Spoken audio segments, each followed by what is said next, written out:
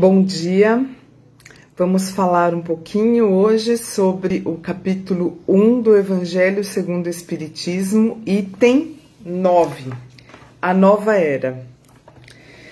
Vamos primeiro fazer uma prece, depois a leitura e breves comentários. Vamos elevar o nosso pensamento, serenar as nossas emoções. Um sentimento de gratidão nos invade por mais um dia de vida, por estarmos respirando, por termos tantas bênçãos maravilhosas em nossas vidas, porque ao olharmos ao redor, vemos o quanto temos a agradecer e quantas pessoas gostariam de viver, de estar em nosso lugar, de viver os problemas que nós temos. Sendo assim, Senhor, que nós possamos reclamar cada vez menos e agradecer cada vez mais.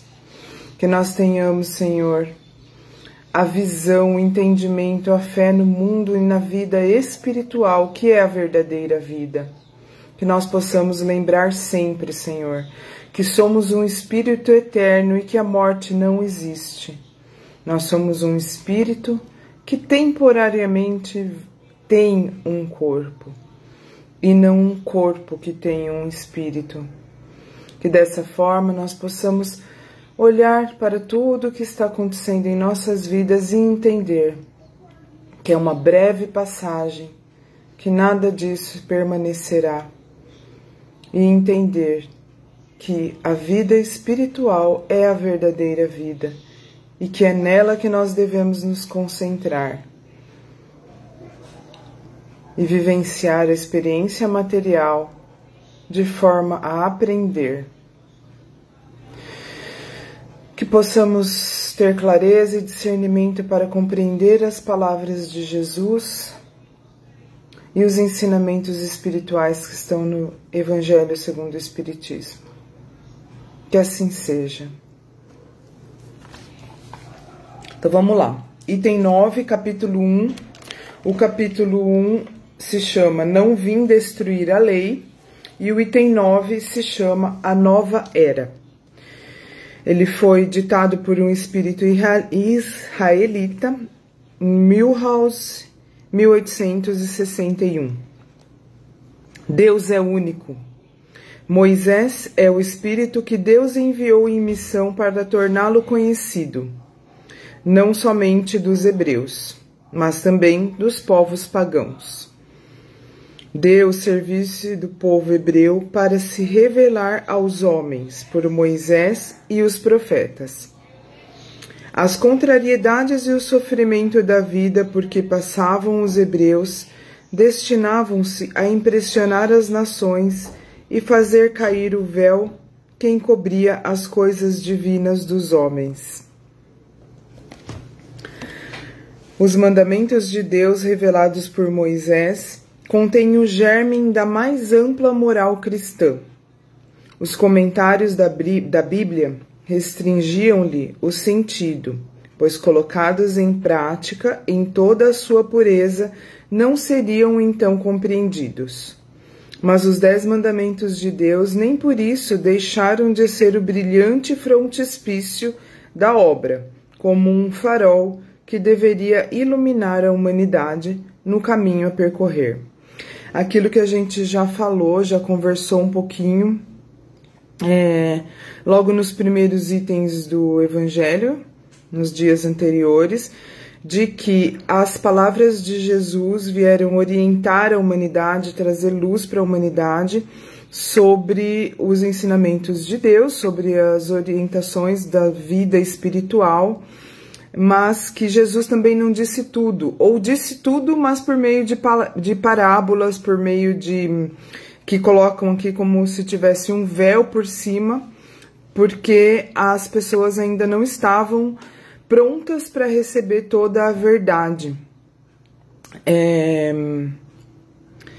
E então vem o Espiritismo, no século XIX, para trazer mais esclarecimentos sobre essas questões. E Moisés foi o primeiro E na época de Moisés ainda era menos ainda as condições de entendimento, por isso aquela questão que a gente trouxe antes, no primeiro dia, que a gente começou a conversar aqui sobre o Evangelho, de que algumas das leis que ele estabeleceu, humano, que não foram trazidas por Deus, não foram reveladas por Deus, ele colocou como se fossem divinas, porque as pessoas ainda não tinham condições de compreender. Então, a primeira revelação veio por Moisés, que ele recebeu no Monte Sinai, os 10 mandamentos, só isso, não as outras leis que ele estabeleceu, como que as pessoas deviam lavar as mãos, isso era apenas para organizar aquela população. Então, primeira revelação, os 10 mandamentos, segunda revelação, Jesus Cristo,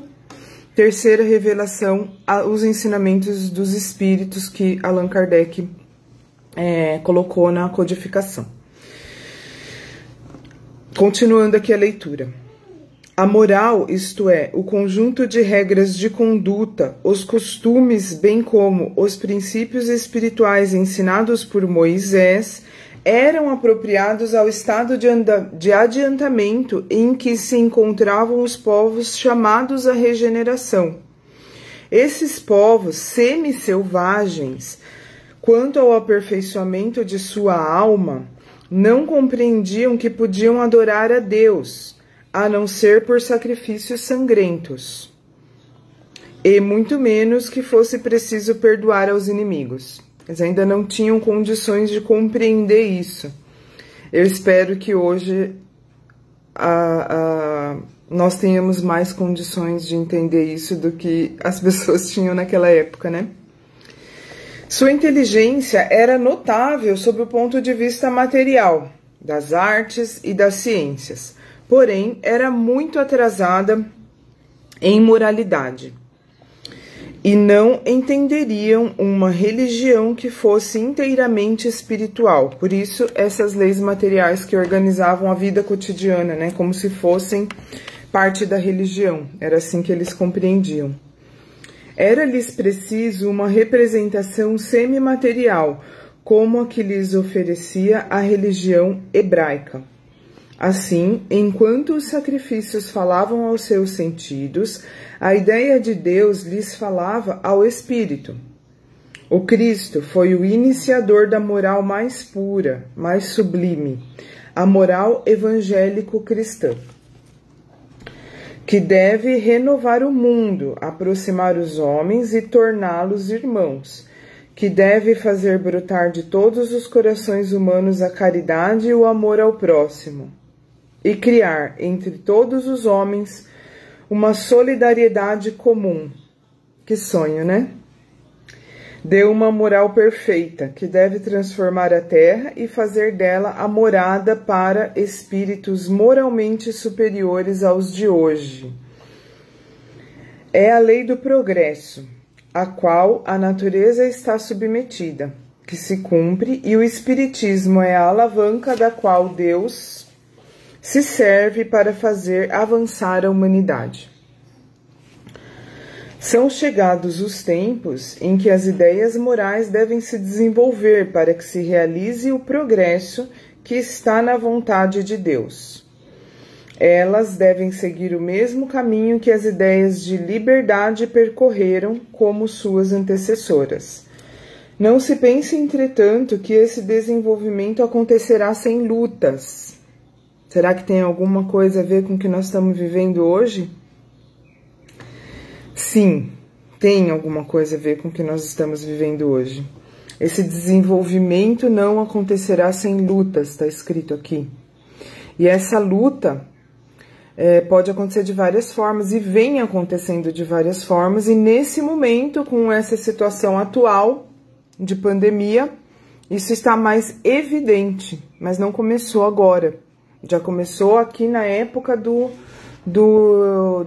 Allan Kardec.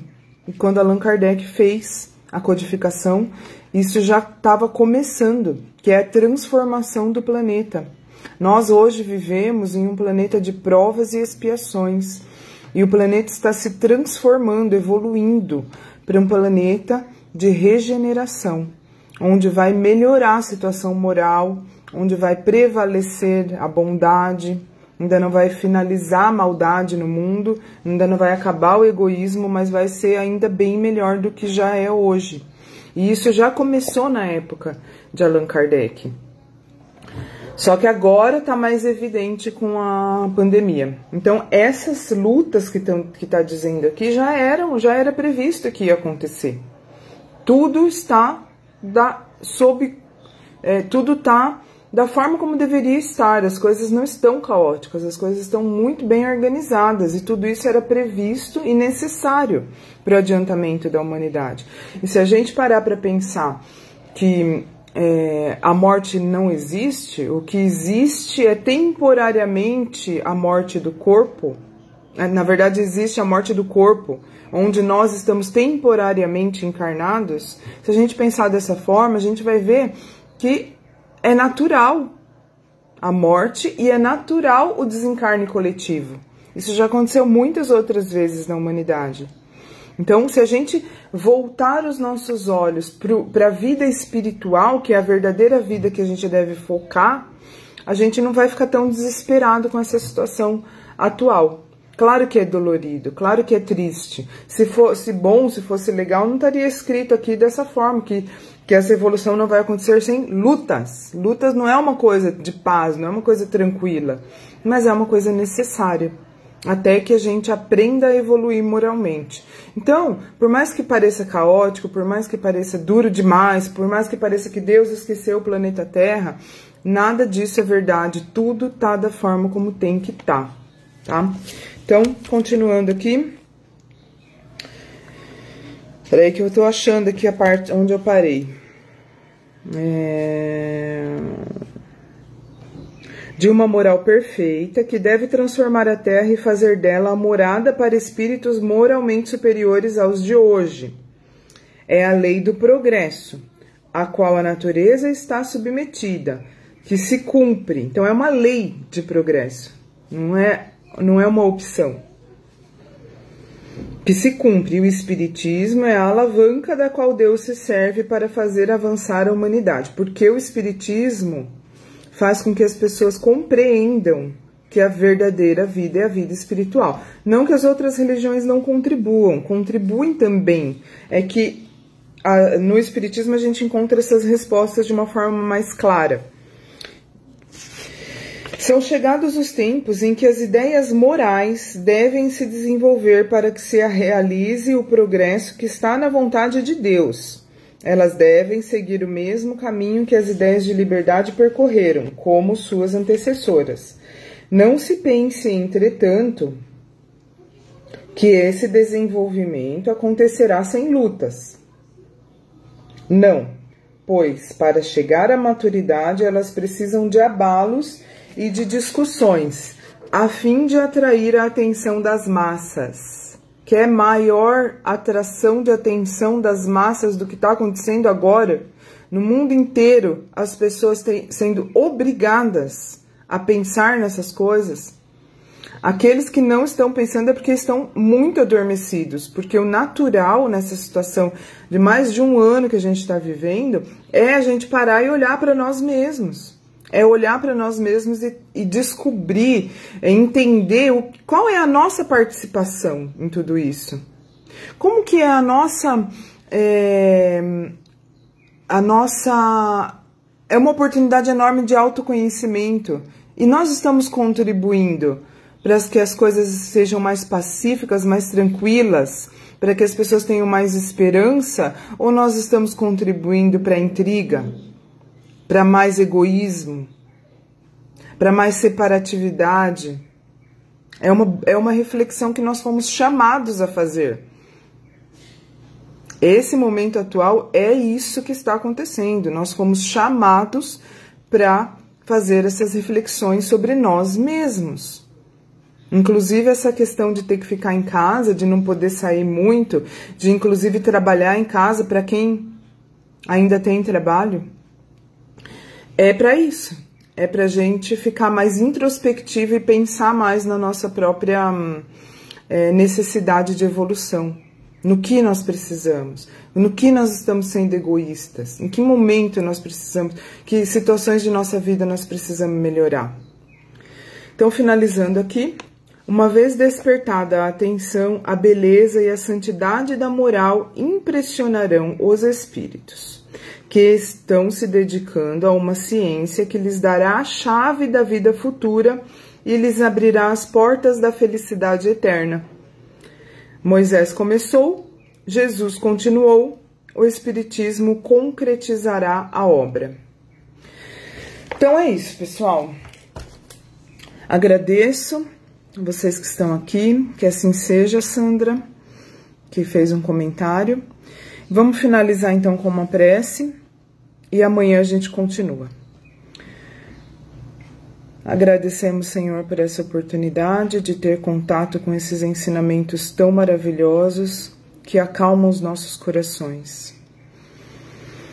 Pedimos que o consolo, que a luz, que o acolhimento de Jesus, de alguma forma, chegue ao coração de cada uma das pessoas necessitadas, cada uma das pessoas que estão sofrendo nesse momento, seja por causa da doença, seja por causa das consequências econômicas que toda essa situação atual está gerando. De alguma forma, Senhor, envie pessoas, envie palavras, envie músicas, coisas elevadas que possam acalentar esses corações e dar esperança às pessoas.